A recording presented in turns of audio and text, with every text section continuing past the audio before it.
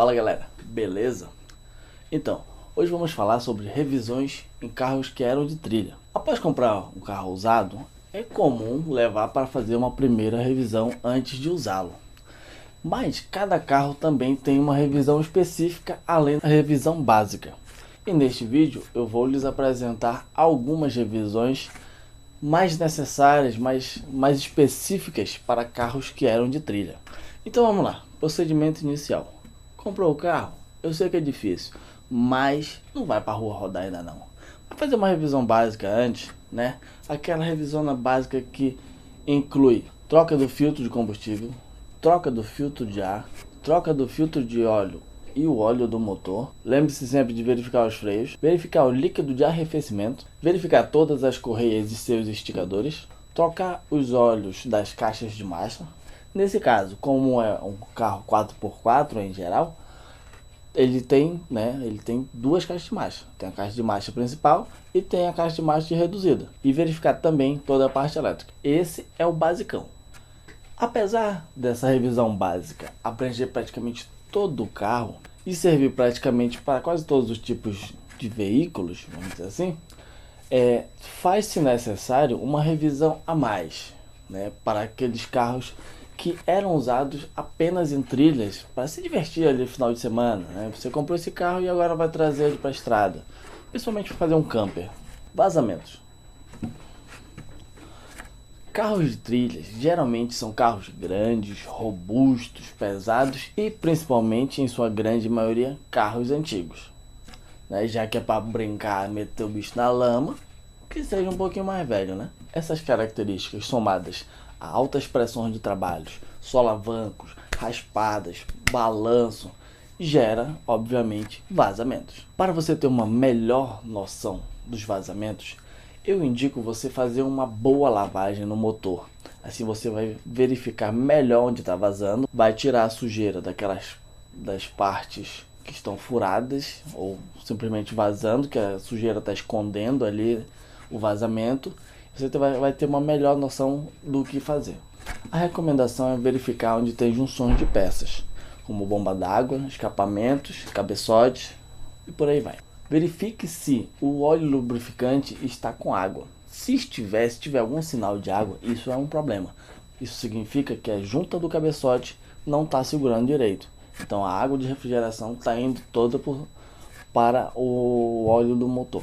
Outros lugares interessantes para se verificar vazamento são a caixa de marcha e os diferenciais. Para-choques.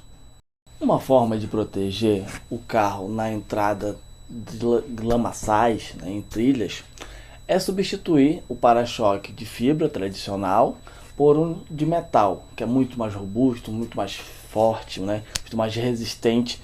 Entretanto, na grande maioria das vezes, essa melhoria só acontece no para-choque dianteiro. O traseiro continua original e, por ser de fibra, pouco resistente para as trilhas. Isso, obviamente, gera um grande desgaste no para-choque traseiro, causando a quebra, rachaduras, desalinhamento, ressecamento, o que muitas vezes é resolvido com uma porção de arames, não é mesmo? Por este motivo, é indicado fazer uma boa revisão no para-choque traseiro para evitar que ele caia no meio da rua. Saias laterais. Na mesma linha de pensamento dos para-choques, seguem as saias laterais. Este é um item que, se houver, muito provavelmente estará solto. Neste caso da foto, foi feito um protetor para evitar a quebra das saias laterais. Mas como vocês podem perceber, ela está mais agindo como suporte do que como um protetor propriamente dito. Pneus. Os pneus certamente fazem parte da grande lista de itens básicos a serem verificados. Porém, em veículos que eram de trilha, isso tem um agravante maior, pois eles custam muito caro e é comum ter a prática da recapagem, o que sai muito mais barato e muito mais viável, considerando que o carro é apenas para a diversão dos finais de semana. Mas como você está trazendo o carro de volta para a cidade, para a estrada, eles não são muito viáveis para esse tipo de terreno. Além de dar uma falsa impressão de que estão bons por fora, mas na verdade por dentro estão bem desgastados, Os pneus para off-road são grandes, macios e têm cravos bem grandes também, proporcionando uma melhor tração para terrenos com lama e com pedras. E andar com esses pneus no asfalto gera um grande barulho, um desgaste excessivo dos mesmos e aumento de combustível do veículo. Assim sendo, este é um item que com certeza deve ser trocado. Eixos alongados. Em alguns casos, são usados alongadores de eixo para dar um melhor desempenho na trilha. E a principal característica desse alongamento é você verificar os pneus para fora das caixas de roda. Entretanto, quando o carro deixa de rodar exclusivamente em trilhas e passa a rodar também no asfalto, esse item deve ser retirado, pois de acordo com a resolução 292 do CONTRAN, é proibido o uso de rodas ou pneus que ultrapassem os limites das caixas de roda, sendo caracterizado como infração grave. Uma outra característica muito comum nesses veículos é sua altura. Mas em relação a isso, a menos que seja uma modificação muito monstruosa, não há grandes problemas junto à lei. Pois de acordo com a resolução 210 de 2006 do CONTRAN, a única informação que há referente à altura é que o veículo tem que ter no máximo 4 metros. Entretanto, andar com um carro muito alto em terrenos planos gera muita instabilidade, principalmente nas curvas. Em se falando de alturas, não podemos esquecer que eles são altos devido às suas suspensões. Suspensão essa que trabalha sempre no limite, passando por lama, passando por rio, por pedra, pelos mais variados tipos de obstáculos, absorvendo grande impacto e todo tipo de impurezas. Por esses motivos, é importantíssimo fazer uma grande revisão em toda a suspensão em busca de vazamentos, folgas de fixação e buchas estouradas. Seguindo ali na mesma região da suspensão e eixo, temos o semi-eixo. Em terrenos com excesso de pedras e buracos, quem é responsável de transmitir todo o impacto ali da roda para a suspensão é o semi-eixo. E por conta disso, com o passar do tempo, há o surgimento de folga em diversos lugares, como nos pivôs, nas balanças, nos rolamentos e nos parafusos de fixação do próprio semi-eixo. Essas folgas geram um barulho absurdamente incômodo, e a não revisão pode gerar a quebra do eixo e sua roda sair pulando no meio da rua. Não podemos deixar de fora o diferencial. Por se tratar de um carro 4x4, o diferencial é muito exigido. Durante as trilhas, ele é muito sobrecarregado, pois ele é responsável em transmitir o torque do motor para as rodas. Além disso, ele está sempre muito exposto a baques, a inundações, a areia, a todo tipo de fator que possa vir a dar uma quebra nele.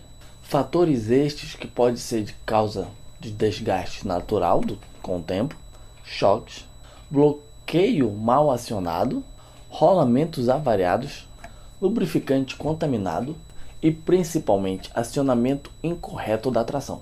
Por isso, é de fundamental importância estar sempre em dia com a manutenção do diferencial, ou no caso, dos diferenciais, já que existem mais de um. Geralmente existem dois, mas existem carros que têm até três. De uma forma mais geral, é indicado você trocar o óleo do diferencial a cada 160 mil quilômetros. Porém, quando o carro trabalha em condições extremas, como é o caso das trilhas, esse valor cai para no máximo 50 mil quilômetros. E aproveitando que você já está ali na região mesmo, não se esqueça de verificar as cruzetas e também a caixa de marcha das reduzidas. Por último, porém de extrema importância, temos o sistema de refrigeração.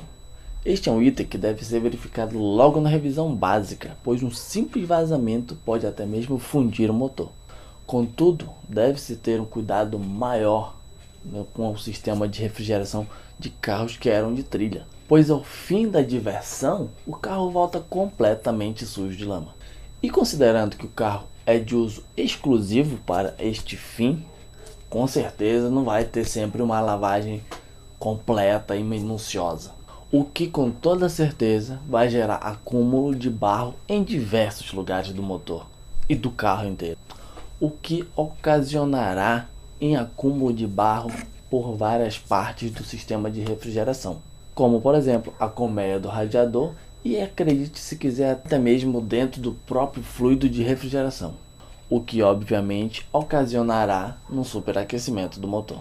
Por conta desse excesso de lama, faz-se necessário uma limpeza tanto externa quanto interna do motor, com a retirada do radiador para limpeza e desobstrução, bem como a verificação de todas as mangueiras quanto a ressecamento e furos e a troca de todo o fluido refrigerante. Eu espero ter ajudado, muito obrigado e até a próxima curva.